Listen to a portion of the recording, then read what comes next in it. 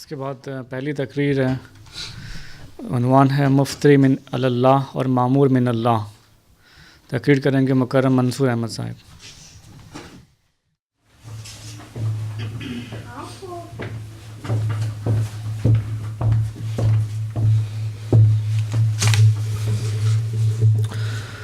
اشہد ان لا الہ الا اللہ وحدہ لا شریک لہ واشہد ان محمدا عبدہ ورسولہ، اما بعد فاعوذ باللہ من الشیطان الرجیم، بسم اللہ الرحمن الرحیم۔ آج کی میری تقریر کا عنوان ہے مفتری علی اللہ اور معمور من اللہ۔ آیت وَلَوْ تَقَوَّلَ عَلَيْنَا کا فیصلہ کل معیار۔ اللہ تعالیٰ کی قدیم سے سنت چلی آئی ہے کہ جھوٹے طور پر اس کا فرستادہ بننے والوں کے لیے جو اس کی ہدایت کے راستے میں روک بنتے ہیں، ان پر وہ سخت بلائیں نازل کرتا ہے، اور ایسے شخص کو جو اس کی ہدایت کے راستے میں رکھنا ڈال کر دنیا میں اس کی مخلوق کو ضلالت و گمراہی کے راستے پر ڈال کر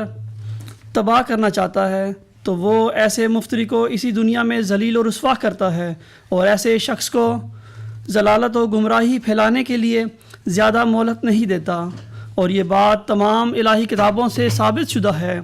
کہ اللہ تعالیٰ مفتری علی اللہ یعنی اللہ تعالیٰ پر افطرا کرنے والے کو زیادہ مہلت نہیں دیتا اور ہلاک کرتا ہے۔ بائبل اور انجیل کی طرح قرآن مجید میں بھی کئی ایسی آیات موجود ہیں جن سے ثابت ہوتا ہے کہ اللہ تعالیٰ پر افطرا کرنے والا جلد ہلاک کیا جاتا ہے۔ تمام علماء امت بشمول حضرت مہدی و مسیح موعود علیہ السلام کے، جن کو اللہ تعالیٰ نے حکم و عدل بنا کر بھیجا تھا، اس بات پر متفق ہیں کہ ایسا شخص جو اللہ تعالیٰ پر افطرا کرتا ہے، اللہ تعالیٰ ایسے مفتری کو 23 سال کے کم عرصہ کے اندر اس کی شہرت کاٹ کر ہلاک کرتا ہے، جیسا کہ اللہ تعالیٰ قرآن مجید میں فرماتا ہے وَلَوْ تَقَوَّلَ عَلَيْنَا بَعْضَ الْأَقَاوِيلِ لِأَخَذْنَا مِنْهُ بِالْيَمِينِ ثُمَّ لَقَطَعْنَا مِنْهُ الْوَتِينَ فَمَا مِنْكُمْ مِنْ أَحَدٍ عَنْهُ حَاجِزِينَ۔ سورۃ الحاقہ آیت 45 تا 48۔ اس کا ترجمہ کچھ اس طرح ہے، اور اگر وہ بعض باتیں جھوٹے طور پر ہماری طرف منسوب کر دیتا تو ہم اسے ضرور دائیں ہاتھ سے پکڑ لیتے، پھر ہم یقیناً اس کی رگ جان کاٹ ڈالتے، پھر تم میں سے کوئی ایک شخص بھی اس سے ہمیں روکنے والا نہ ہوتا۔ حضرت مہدی و مسیح موعود علیہ السلام ان آیات کی تفصیل میں اپنی کتاب 40 میں فرماتے ہیں قدیم سے سنت اللہ یہی ہے کہ جو شخص خدا پر افطرا کرے وہ ہلاک کیا جاتا ہے، مگر تاہم پھر دوبارہ ہم عقل مندوں کو یاد دلاتے ہیں کہ حق یہی ہے جو ہم نے بیان کیا، خبردار ایسا نہ ہو کہ ہمارے مقابل پر کسی مخالف مولوی کی بات کو مان کر ہلاکت کی راہ اختیار کر لیں۔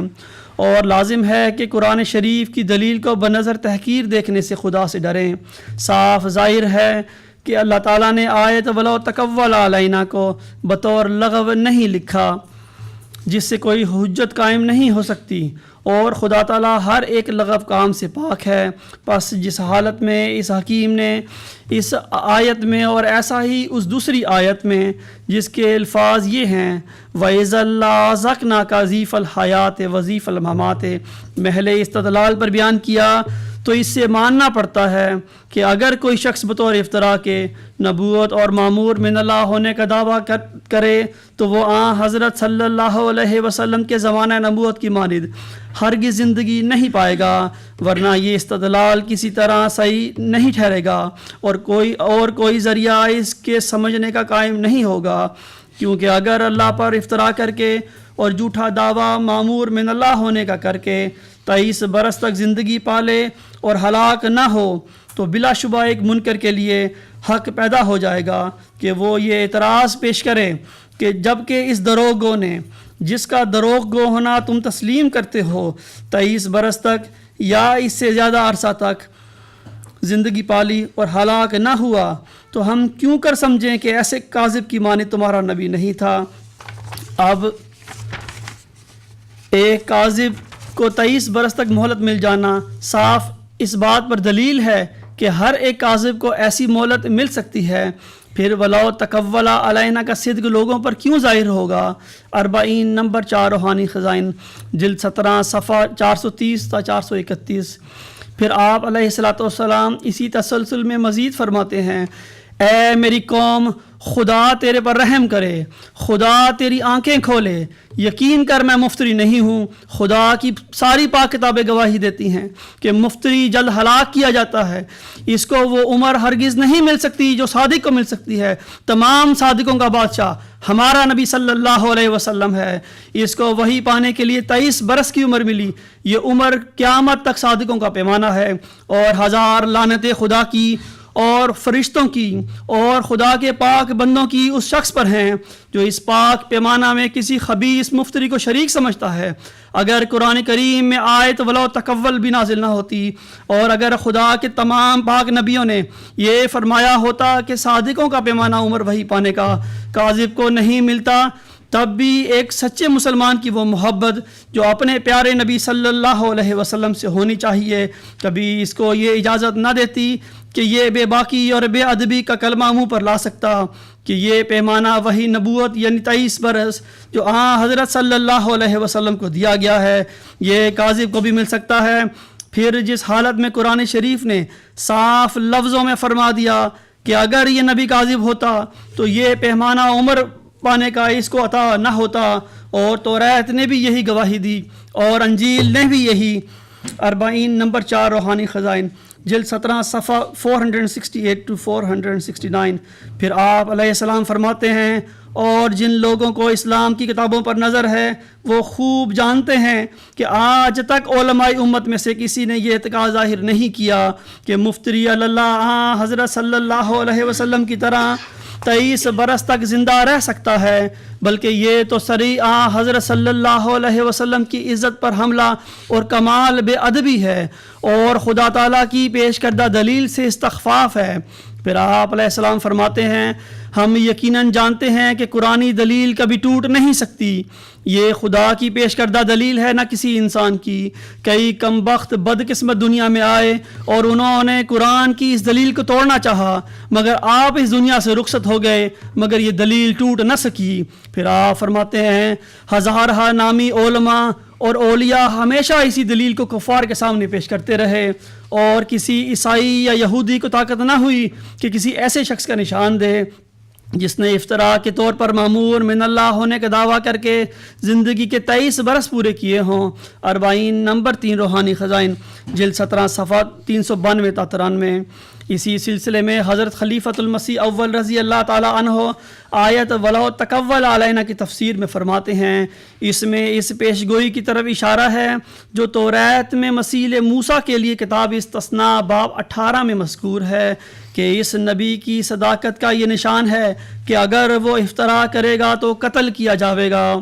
یہ حضرت صلی اللہ علیہ وسلم کی صداقت کی دلیل خدا پیش کر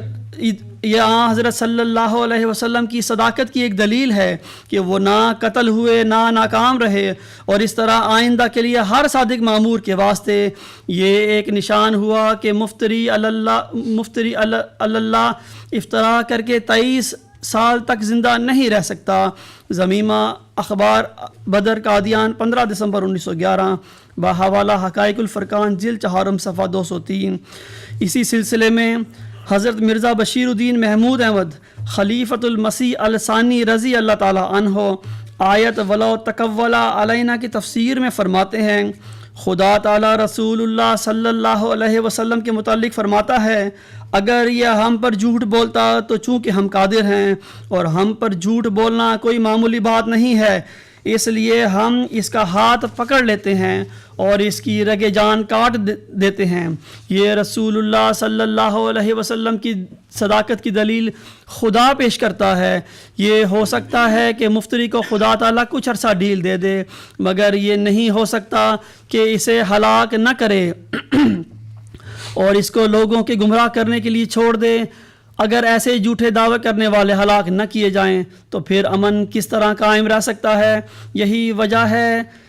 وجہ ہے کہ رسول کریم صلی اللہ علیہ وسلم کے بعد جتنے لوگوں نے جھوٹے دعوے کیے وہ سب کے سب ہلاک کیے گئے۔ انوار العلوم جلد 5 صفحہ 118۔ اسی سلسلے میں حضرت مولانا ابوالعطا صاحب فاضل جالندھری، سابق مبلغ بلاد عربیہ و پرنسپل جامعۃ المبشرین، جو امام مسجد لنڈن عطاء المجید راشد صاحب کے والد اور رسالہ الفرقان کے ایڈیٹر بھی تھے،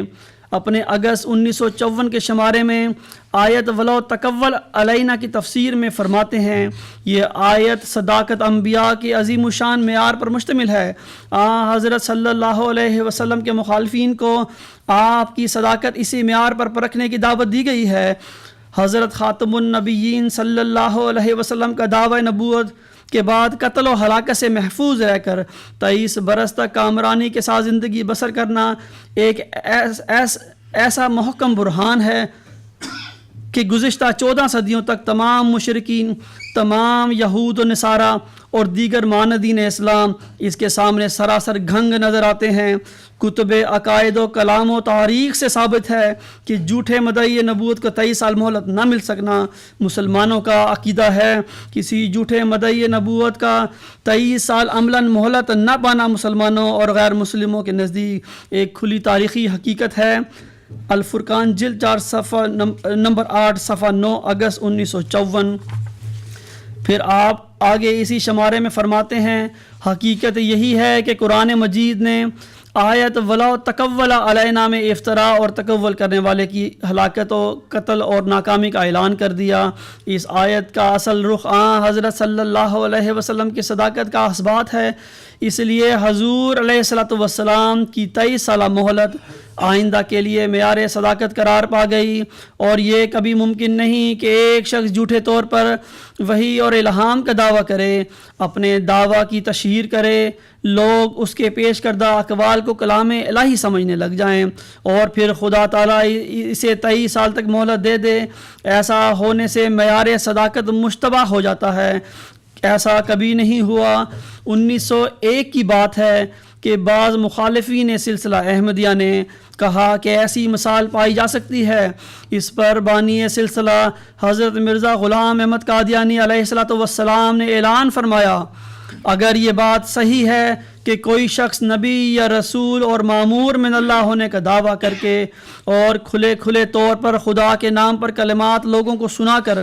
پھر باوجود مفتری ہونے کے برابر 23 برس تک جو زمانہ وہی حضرت صلی اللہ علیہ وسلم ہے زندہ رہا، تو میں ایسی نظیر پیش کرنے والے کو بعد اس کے جو میرے ثبوت کے موافق یا قرآن کے ثبوت کے موافق ثبوت دے دے 500 روپے نقد دوں گا۔ 40 روحانی خزائن جلد 17 صفحہ 402۔ 50 پھر مولانا ابوالعطا صاحب آگے لکھتے ہیں، 50 سال بیت چکے ہیں مگر آج تک کوئی شخص ایسی نظیر پیش نہیں کر سکا۔ الفرقان جلد 4 نمبر 8 صفحہ 13 اگست 1954۔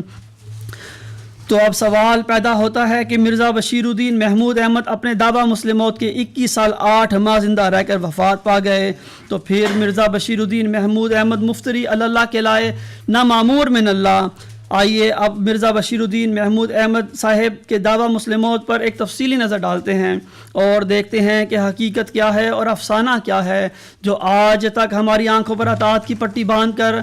ہم سے اندھے پن میں منوایا گیا۔ ہم آج تک یوم مسلموت تو مناتے رہے مگر ہمیں یہ تک معلوم نہ تھا کہ مسلموت کا اصل ماجرا کیا ہے۔ مرزا بشیر الدین محمود احمد حضرت مہدی و مسیح موعود علیہ الصلوۃ والسلام کے بڑے بیٹے تھے۔ آپ 12 جنوری 1889 کو قادیان میں پیدا ہوئے تھے۔ مسلم موعود کون ہوگا، کہاں اور کب پیدا ہوگا جیسے مشکل سوال جس کے متعلق حضرت مہدی و مسیح موعود علیہ الصلوۃ والسلام ساری زندگی اجتہادات کرتے اور اندازے لگاتے رہے۔ اپنے بیٹوں میں سے کسی کے مسلم موعود ہونے کے متعلق آپ علیہ السلام کا آخری اجتہاد صاحبزادہ مبارک احمد کے متعلق فرمایا تھا، جو بالآخر صاحبزادہ مبارک احمد کی چھوٹی عمر میں وفات پانے کے نتیجے میں رضائے الہی کے تحت غلط ثابت ہوا۔ اس کے بعد آپ علیہ السلام کے ہاں کوئی نورینہ اولاد پیدا نہ ہوئی۔ حضور علیہ السلام کی وفات کے بعد دشمنان اسلام احمدیت نے یہ شور مچانا شروع کر دیا کہ نعوذ باللہ مرزا صاحب اپنے دعویٰ میں جھوٹے نکلے. اگر مرزا صاحب اپنے دعویٰ میں سچے ہوتے تو یہ مسلم موعود آپ کے گھر میں ضرور پیدا ہوتا. ان اعتراضات کا جواب دیتے ہوئے مرزا بشیر الدین محمود احمد خلیفۃ المسیح الثانی رضی اللہ تعالیٰ عنہ اپنے جون جولائی 1908 کے رسالہ تشہیز الاذان میں مخالفین سلسلہ کو مخاطب کر کے فرماتے ہیں پس جب قرآن و حدیث سے یہ ثابت ہے تو پھر حضرت اقدس پر کیوں اعتراض کیا جاتا ہے کہ ان کو ایک لڑکے کا وعدہ تھا جو پورا نہ ہوا. خدا کے وعدے ٹلا نہیں کرتے وہ پورے ہو کر رہتے ہیں. اسی طرح یہاں بھی ہوگا. ان الہامات سے یہ مراد نہ تھی کہ خود حضرت اقدس سے لڑکا ہوگا بلکہ یہ مطلب تھا کہ وہ آئندہ زمانہ میں ایک ایسا شخص تیری نسل سے پیدا ہوگا جو خدا کے نزدیک گویا تیرا ہی بیٹا ہوگا. وہ علاوہ تیرے 4 بیٹوں کے تیرا 5واں بیٹا قرار دیا جائے گا. جیسے کہ حضرت عیسیٰ ابن داؤد کہلاتے ہیں ایسا ہی وہ آپ کا بیٹا کہلائے گا. اور اس میری بات کی تائید خود حضرت اقدس کے الہام سے بھی ہوتی ہے جو میں اوپر درج کرایا ہوں یعنی کفا حاضہ،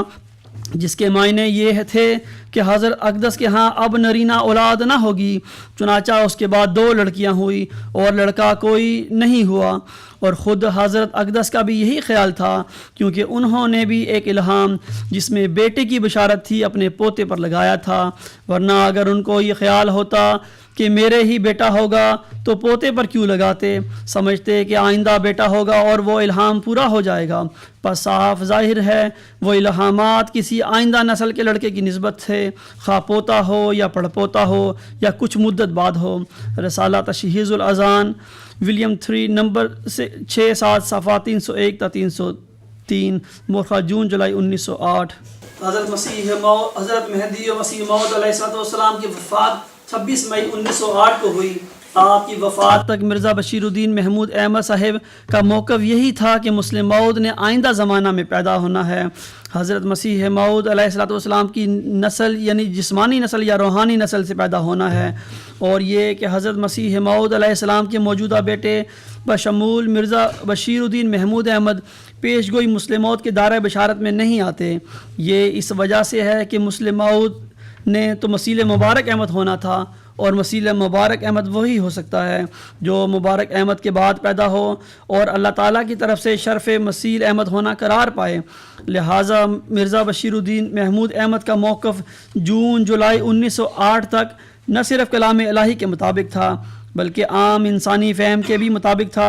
اب سوال یہ پیدا ہوتا ہے کہ 1914 میں خلیفۃ المسیح منتخب ہونے کے بعد 28 جنوری 1944 میں آپ نے نہ صرف کلام الہی کے برخلاف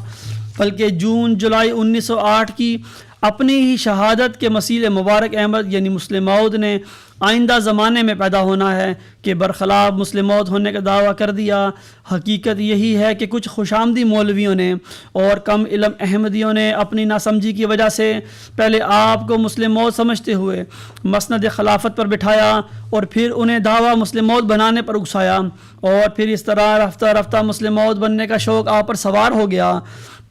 آپ اسلامی تاریخ اور اسلامی تعلیمات کا خوب علم رکھتے تھے اور آپ کو جھوٹے طور پر اللہ تعالیٰ کی طرف کوئی بات منسوب کرنے کے متعلق اللہ تعالیٰ کی بیان کردہ سزا کا بھی بخوبی علم تھا. اس لیے مسلم موعود بننے کا شوق سوار ہونے کے بعد آپ یہ چاہتے تھے کہ سانپ بھی مر جائے اور لاٹھی بھی نہ ٹوٹے کے تحت مسلم موعود بن جائیں. اس لیے آپ نے اپنی تقاریر میں یہ کہنا شروع کر دیا کہ مسلم موعود بننے کے لیے دعویٰ کرنا ضروری نہیں ہے بلکہ لوگ اسے اس کے کاموں کو دیکھتے ہوئے مسلم موعود بنائیں گے. لیکن آپ کی بدقسمتی کہ آپ نے بار بار کہتے ہوئے کہ مسلم موعود بننے کے لیے دعوے کی ضرورت نہیں مگر پھر بھی اپنے ناپاک عزائم یعنی خاندانی خلافت کو قیامت تک دوام دینے کے لیے 28 جنوری 1944 کو دعویٰ مسلم موعود کر ڈالا. اب اس کی تفصیل اور ثبوت کے طور پر مرزا بشیر الدین محمود احمد خلیفۃ المسیح الثانی کے اپنے بیانات آپ کی خدمت میں پیش کرتا ہوں. سب سے پہلے خلیفہ ثانی صاحب جون 1937 کو ایک خط میں چودھری ظفر اللہ خان صاحب سے فرماتے ہیں میں خیال کرتا ہوں کہ مسلم موعود حضرت مسیح موعود علیہ السلام کا کوئی جسمانی بیٹا ہی ہے، نہ کہ کوئی ایسا شخص جو بعد کے زمانہ میں آئے گا۔ جہاں تک میں نے ان پیش گوئیوں پر غور کیا ہے تو 90% باتیں میرے زمانہ خلافت کی کامیابیوں سے تعلق رکھتی ہیں، جیسا کہ میں خیال کرتا ہوں کہ جو شخص بھی ان پیش گوئیوں کا مصداق ہے اس کے لیے دعویٰ کرنا ضروری نہیں، لہٰذا میں ایسا دعویٰ کرنا ضروری نہیں سمجھتا۔ میں سمجھتا ہوں خدا تعالیٰ نے ان پیش گوئیوں کی غرض و غایت کافی حد تک میرے ذریعے پوری کر دی۔ احمدیت اسلام کی نشاط ثانیہ، مصنف محمد ظفر اللہ خان، صفحہ 289۔ پھر 1940 میں فرماتے ہیں لوگوں نے کوشش کی کہ میں دعویٰ مسلم موت کروں، لیکن میں اس کی ضرورت نہیں سمجھتا۔ کہا جاتا ہے کہ میرے پیروکار یقین رکھتے ہیں کہ میں مسلم موت ہوں، حالانکہ میں نے کوئی ایسا دعویٰ نہیں کیا۔ میں ایسا دعویٰ کرنے کی ضرورت نہیں سمجھتا۔ اگر میں واقعی مسلم موت ہوں تو میرے دعویٰ مسلم موت نہ کرنے سے میرے مقام پر کوئی فرق نہیں پڑتا۔ میں یقین رکھتا ہوں کہ جو شخص اللہ تعالیٰ کی طرف سے مامور نہ ہو اور اس سے متعلق پیشگوئی کے سلسلے میں کسی شخص کا دعویٰ کرنا ضروری نہیں۔ پھر لکھتے ہیں ایک مامور سے متعلق پیشگوئی کے سلسلے میں دعویٰ کرنا ضروری ہے۔ ایک غیر مامور کی صورت میں کسی شخص کی کامیابیوں کو دیکھا جائے گا کہ وہ پیشگوئی کا مصداق ہے یا نہیں، اس لیے ضروری نہیں کہ وہ دعویٰ کرے۔ ایسی صورت میں اگر کوئی شخص کسی پیشگوئی کے مصداق ہونے کا انکار بھی کر دے تب بھی یہی سمجھا جائے گا کہ پیشگوئی اس کے وجود میں پوری ہو گئی۔ لہٰذا میں ضروری نہیں سمجھتا کہ کوئی دعویٰ کروں کہ میں مسلم موعود ہوں۔ احمدیت اسلام کی نشاط ثانیہ، مصنف محمد ظفر اللہ خان صاحب، صفحہ 289۔ مرزا بشیر الدین محمود احمد صاحب کے اس بیان سے صاف معلوم ہوتا ہے کہ آپ اپنے آپ کو دعوے سے بہت پہلے ہی مسلم موعود سمجھتے تھے، لیکن ساتھ ہی آیت وَلَوْ تَقَوَّلَ عَلَيْنَا کی تلوار کا خوف بھی آپ کی تحریرات میں نمایاں ہے۔ اس لیے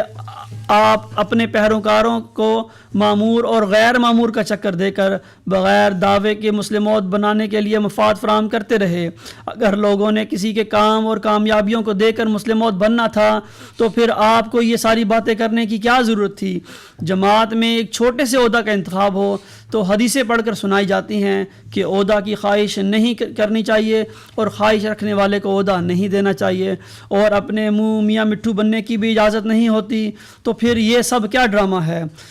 اسی طرح آگے آپ ایک جگہ فرماتے ہیں لوگوں نے کہا اور بار بار کہا کہ آپ کی ان پیشگوئیوں کے بارے میں کیا رائے ہے، مگر میں فرماتے ہیں میری یہ حالت تھی کہ میں نے سنجیدگی سے ان پیشگوئیوں کو پڑھنے کی بھی کوشش نہیں کی کہ اس خیال سے کہ میرا نفس مجھے کوئی دھوکہ نہ دے اور میں اپنے متعلق کوئی ایسا خیال نہ کر لوں جو واقعہ کے خلاف ہو۔ الفضل 1 فروری 1944، کالم صفحہ 5، کالم 2۔ جیسا کہ پہلے بیان کیا گیا کہ خلیفہ ثانی صاحب فرماتے ہیں جہاں تک میں نے ان پیشگوئیوں پر غور کیا ہے تو 90% باتیں میرے زمانہ خلافت کی کامیابیوں سے تعلق رکھتی ہیں، اور اب دعوے کے وقت 1944 میں فرماتے ہیں مگر میری یہ حالت تھی کہ میں نے سنجیدگی سے ان پیشگوئیوں کو پڑھنے کی بھی کوشش نہیں کی۔ بغیر سنجیدگی سے پڑھے ہی 90% مسلم موعود 1937 میں بن بیٹھے تھے۔ پھر 1944 میں دعویٰ مسلم موعود کرتے وقت فرماتے ہیں آج میں نے پہلی دفعہ اِنَّ لِلَّهِ وَإِنَّا إِلَيْهِ راجعون وہ تمام پیشگوئیاں منگوا کر اس نیت سے دیکھیں کہ میں ان پیشگوئیوں کی حقیقت کو سمجھوں اور دیکھوں کہ اللہ تعالیٰ نے اس میں کیا کچھ بیان فرمایا ہے۔ الفضل 1 فروری 1944، صفحہ 5، کالم 2۔ مرزا بشیر الدین محمود احمد صاحب نے 5-6 جنوری 1944 کی درمیانی رات میں خواب دیکھنے کے بعد مورخہ 28 جنوری 1944 کو دعویٰ مسلم موعود کر دیا۔ اس دعوے کے صرف 10 سال بعد آپ پر قاتلانہ حملہ ہوا جس کے نتیجے میں آپ کی شرح قطع ہو گئی۔ اس حملے کے 1 سال بعد خلیفہ ثانی نے اپنا مکمل چیک اپ کروانے کے لیے یورپ جانے کا فیصلہ کیا۔ بعد ازاں یورپ میں زیورخ، ہیمبرگ اور لنڈن کی چوٹی کے سرجنوں نے ان کے زخم کا انتہائی جدید ایکس ریز کے ساتھ تفصیلی معائنہ کیا، جیسا کہ چودھری ظفر اللہ خان صاحب کی کتاب میں درج ہے حوالے سے ثابت ہے۔ اس حوالے میں لکھا ہے زیورخ، ہیمبرگ اور لنڈن کی چوٹی کے ماہرین نے ان کا ایکس رے پرنٹس کی مدد سے تفصیلی معائنہ کیا اور متفقہ فیصلہ یہ تھا کہ چاقو کی نوک شہرک میں ٹوٹ گئی ہے اور اس میں دھنس گئی ہے۔ ماہرین کی رائے یہ تھی کہ اس کو نکالنے کی کوشش نہ کی جائے کیونکہ اس میں اس کی زندگی کو جو خطرہ لاحق ہے وہ اتنا زیادہ ہے کہ ایسا کوئی آپریشن کرنا وارہ نہیں کھاتا۔ لہٰذا ماہرین نے خلیفہ ثانی کی شہرک سے چاقو کی ٹوٹی ہوئی نوک کو نہیں نکالا۔ بعد میں آپ کی صحت دن بدن گرتی گئی، آپ کو فالج بھی ہو گیا۔ آپ کے دعویٰ مسلم موت کے صرف 10 سال بعد آپ پر اللہ تعالیٰ نے آیت ولا تقولا علینا کی گہری تجلی ظاہر کر دی، اور اس طرح آپ اس حملے کے بعد 11 سال 8 ماہ تکلیف میں گزار کر بالآخر 8 نومبر 1965 کو فوت ہو گئے۔ اور اس طرح اللہ تعالیٰ نے آیت لو تقول علینا کی گہری تجلی خلیفہ ثانی پر ظاہر کر کے آپ کے مفتری اللہ ہونے پر مہر تصدیق ثبت کر دی، اور اس طرح جماعت احمدیہ نے اپنی آنکھوں کے سامنے اللہ اور اس کے سچے مہدی علیہ السلام کا کلام سچا ہوتا دیکھ لیا۔ اور اگر ہم میں تھوڑا سا بھی ایمان ہو تو اب ہم قیامت تک اس کلام کو کہ صادقوں کے لیے حضرت صلی اللہ علیہ وسلم کی نبوت کا زمانہ نہایت صحیح پیمانہ ہے، اور ہرگز ممکن نہیں کہ کوئی شخص جھوٹا ہو کر اور خدا پر افطرا کر کے حضرت صلی اللہ علیہ وسلم کے زمانہ نبوت کے موافق یعنی 23 برس تک مہلت پا سکے۔ ضرور ہلاک ہوگا، کوئی شک کی نگاہ سے نہ دیکھیں۔ اب آخر میں مختصراً یہ عرض کرتا ہوں کہ حضرت مہدی و مسیح موعود علیہ السلام کی وفات کے بعد یعنی جون جولائی 1908 تک تو خلیفہ ثانی کا موقف مسلم موعود کے ظہور کے بارے میں بالکل سچائی پر مبنی تھا، جو کہ انہوں نے اسلام احمدیت کے مخالفین کے اعتراضات کے جواب دیتے ہوئے بیان فرمایا تھا۔ اور مسلم موعود آئندہ زمانہ میں پیدا ہوگا کہ مسلم موعود آئندہ زمانہ میں پیدا ہوگا، خواہ جسمانی ضروریت سے ہو یا روحانی ضروریت سے ہو، مگر وہی ہوگا جو مسیح صاحبزادہ مبارک احمد کے طور پر آپ کے بعد پیدا ہوگا،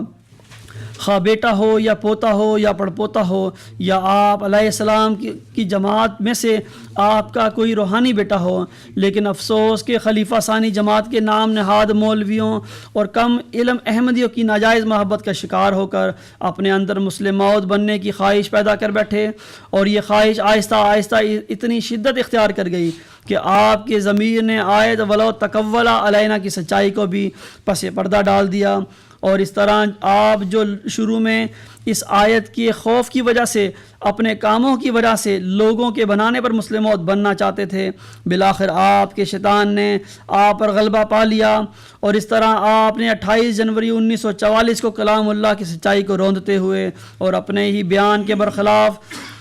دعویٰ مسلم موعود کر دیا۔ اس طرح آپ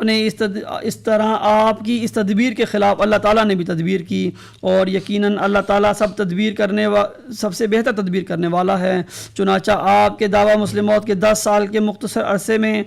آپ آیت لو تقول علینا کا شکار ہو کر 11 سال 8 ماہ کی ذلت امیز زندگی گزار کر اپنے دعویٰ مسلم موعود کے 21 سال 8 ماہ کے بعد اس دنیا سے رخصت ہو گئے۔ اس طرح آپ اپنے دعویٰ کے بعد 23 برس کی مدت تک زندہ نہ رہے، اور اس طرح قرآن نے بھی آپ کے دعویٰ مسلم موعود کو جھوٹا اور آپ کو مفتری اللہ ثابت کر دیا۔ اب آخر میں اس دعا کے ساتھ اجازت چاہتا ہوں کہ اللہ تعالیٰ جماعت احمدیہ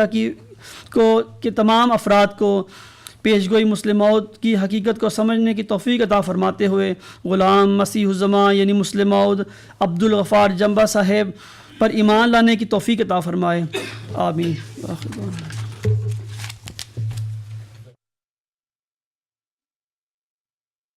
سیدنا حضرت مہدی علیہ السلام فرماتے ہیں کہ خدا کے کول سے کول بشر کیوں کر برابر ہو، خدا کے کول سے کول بشر کیوں کر برابر ہو، وہاں قدرت یہاں درماندگی فرق نمایاں ہے۔ اس کا مطلب یہ ہے کہ جو خدا تعالیٰ کا کول ہے، خدا تعالیٰ کا کول کیا ہے؟ قرآن، وہی الہام جو اپنے بندے پر کرتا ہے وہ خدا کا کول ہے۔ کول بشر کیوں کر برابر ہو، جو اس کا بندہ ہے جس پر الہام ہوتا ہے اس کے کول کے برابر نہیں ہو سکتا۔ آگے فرماتے وہاں قدرت، کہاں پر؟ جو خدا کا کول ہے، جو قرآن ہے، جو وہی ہے، جو الہام ہے، جو اپنے بندے کو بتا رہا ہے، وہاں قدرت ہے، وہاں طاقت ہے۔ یہاں درماندگی یعنی کہ جو حضرت مسیح موعود فرماتے ہیں جو میں کہہ رہا ہوں، جو اس کے بندے کا کول ہے، وہاں درماندگی ہے۔ درماندگی کا مطلب ہوتا ہے جس میں کمزوری ہو، جس میں لاچارگی ہو، جس میں بے بسی ہو۔ تو ہمارے آقا حضرت عبدالغفار جنبہ صاحب نے ہمیں یہ بات بتائی کہ قرآن پاک سے یہ بات ثابت ہوتی ہے کہ جب اللہ تعالیٰ اپنے بندے کو کسی بھی وجود کی بشارت دیتا ہے، کسی بھی، جیسے حضرت مرزا غلام احمد علیہ السلام کو بشارت دی، تو وہ مبشر وجود بشارت کے بعد پیدا ہوتا ہے، اس سے پہلے پیدا نہیں ہوتا۔